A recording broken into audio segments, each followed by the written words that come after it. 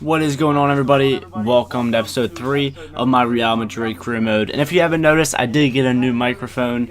Actually, this is my second time recording this video because the first time I actually used the microphone built into my laptop instead of using the Blue Yeti that I got today. I know there was a couple people who watched the first episode that I already uploaded, but then whenever I listened to it back, I'm like, this doesn't seem right, and it's because I didn't change the settings in Windows Movie Maker. So we're gonna try this again. So starting off here, we do just roll with the starting team because they're full fitness, so everything there is fine.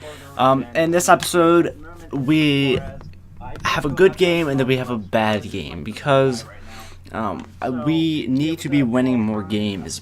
Right now I'm on world class. I'm not going to go down to professional because whenever I play on professional I destroy destroy the computer, but right here Ronaldo with a nice little finesse shot, and I'm liking the 4-3-3 false 9 because with having the left wing and right wing as powerful as I have it, because Bale is on the right and Ronaldo's on the left, which is arguably the best wingers in the game. I know Bale's default center forward, but he can play basically anywhere. So right now I have him at the right wing because with the 4-3-3 false 9, it's kind of like the outside wingers are kind of like wide strikers in a way.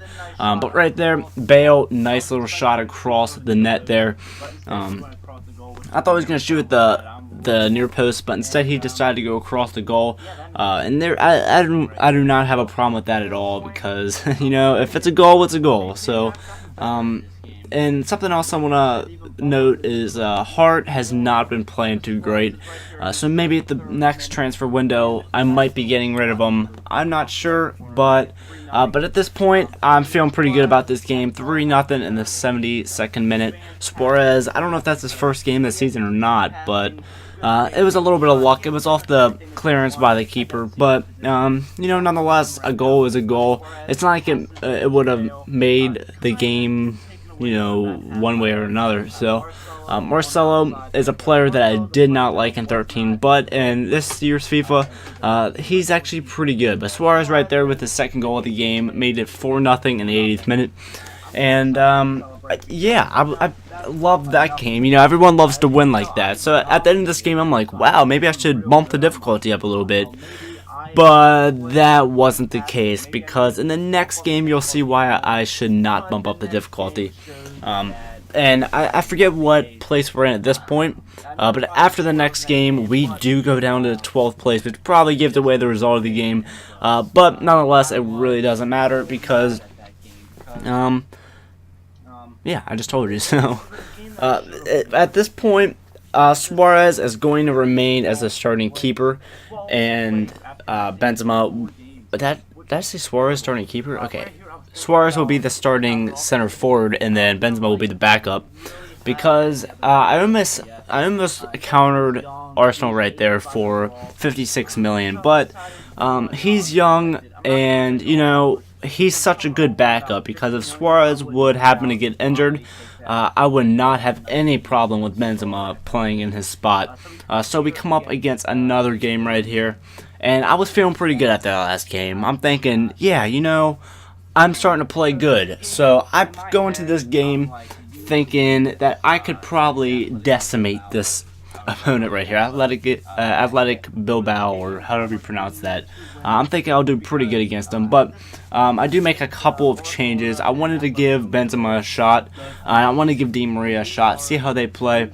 And my first impression with Di Maria, because this is my first time using him in this career mode, Di Maria, he doesn't seem as fast as he does in Ultimate Team.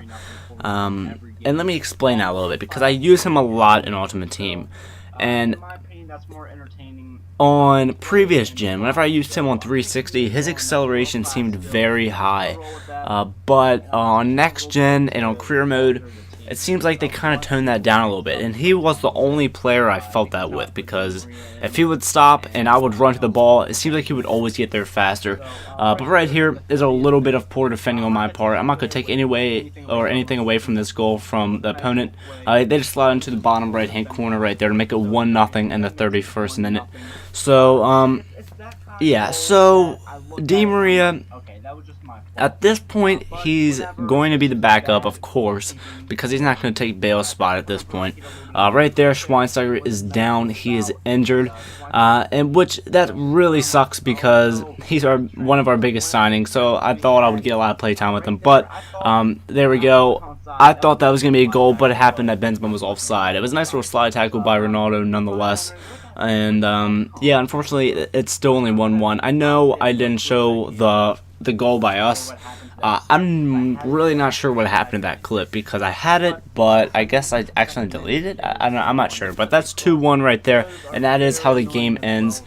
So as you could tell, if you look at the stats at the end of every game, it's none of the games are one-sided. You know, whether I'm dominating or the other team's dominating, they're always even. It's just the problem is I have a problem with finishing my chances. I can set them up, but unfortunately, right there below, he is out for, I think it says 3 weeks. Schweinsteiger. So our backup center mids will definitely be getting a lot of play time. So at this point, it's gonna be Modric and Khedira, I guess. I don't know who I have at CDM at this point. Probably Alonso still, but I should probably give Khedira more play time because he is younger. And it is transfer deadline day, but we don't do a whole lot of changes because I was pretty happy with the team right here.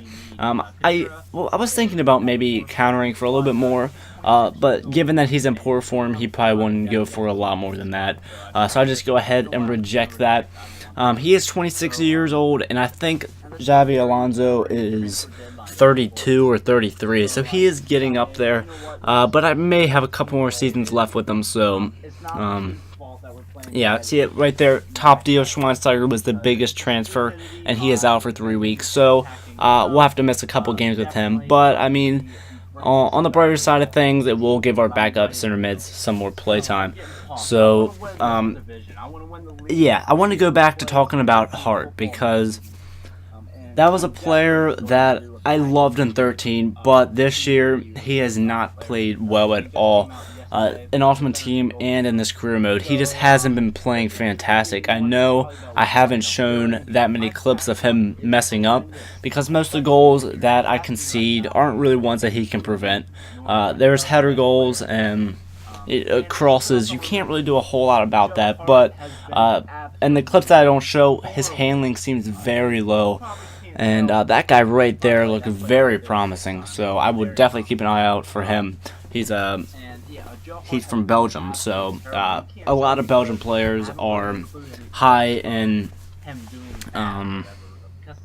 potential, so they could potentially grow to be, you know, very high rated. So hopefully he does. I don't think I did any Scout Youth Stars yet. I might have to think about doing that because at this point we are in 12th place, so we need something to change. I need to play better, I need to defend better, I need to attack better, I just need to get better because 12th place is not going to work, especially whenever Atletico Madrid and Barcelona are both undefeated, and they're tied for first place. So that's going to wrap up this episode. It was only a 2-game episode just because of the transfer deadline day and all the scouting, but I do appreciate you watching, and I will catch you all next time.